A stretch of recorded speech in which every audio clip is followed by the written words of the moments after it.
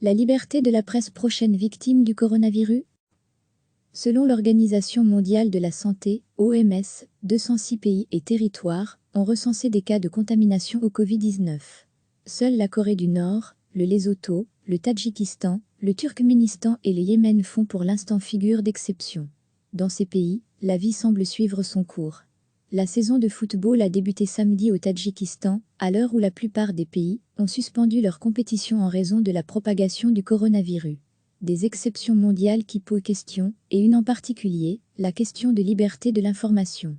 Plus près de nous, des interrogations ont aussi été soulevées par des journalistes en Hongrie et en Roumanie. Ces deux pays ont adopté des mesures législatives d'exception qui punissent la diffusion de fausses informations. Ce glissement vers une limitation possible du travail de la presse alarme Ricardo Gutiérrez, secrétaire général de la Fédération européenne des journalistes. On ne s'étonne pas que le Turkménistan ou la Corée du Nord veuillent contrôler les médias. Ce qui est inquiétant, c'est de constater que des pays européens, qui adhèrent à la Charte des droits fondamentaux de l'Union européenne, à la Convention européenne des droits de l'homme, commencent à attenter à la liberté de la presse. Derrière la liberté de la presse, c'est la liberté de tous les citoyens à accéder à l'information qui est menacée. Au-delà des réformes légales attentatoires à la liberté de la presse, la FEJ pointe du doigt d'autres pratiques qui peuvent entraver le travail de contrôle des médias. Je pense notamment aux conférences de presse en ligne organisées un peu partout. En Espagne, les questions sont filtrées par les porte-paroles du gouvernement, ce qui est tout à fait inacceptable. On constate que sous prétexte d'assurer la sécurité sanitaire des journalistes, on impose en réalité des restrictions à la liberté de la presse. Dénonce Ricardo Gutiérrez. Ces conférences de presse à distance restreignent l'accès aux acteurs qui agissent au premier rang dans la gestion de la crise. En Slovénie et en République tchèque, elles ont carrément été supprimées. Nous trouvons cela particulièrement dangereux parce qu'on estime que les journalistes doivent jouir dans cette période actuelle d'une liberté d'accès totale à l'information. Il est normal que les autorités politiques, mais aussi sanitaires, soient amenées à justifier leur choix. Les citoyens européens ont besoin de clarté, affirme le secrétaire général de la FEJ. La Fédération européenne des journalistes a interpellé la semaine dernière la Commission européenne sur ces pratiques. Recevez chaque matin l'essentiel de l'actualité. Selon l'Organisation mondiale de la santé, OMS, 206 pays et territoires ont recensé des cas de contamination au Covid-19. Seule la Corée du Nord, le Lesotho, le Tadjikistan, le Turkménistan et le Yémen font pour l'instant figure d'exception. Dans ces pays, la vie semble suivre son cours.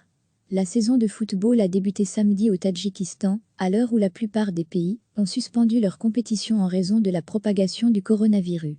Des exceptions mondiales qui posent question, et une en particulier, la question de liberté de l'information.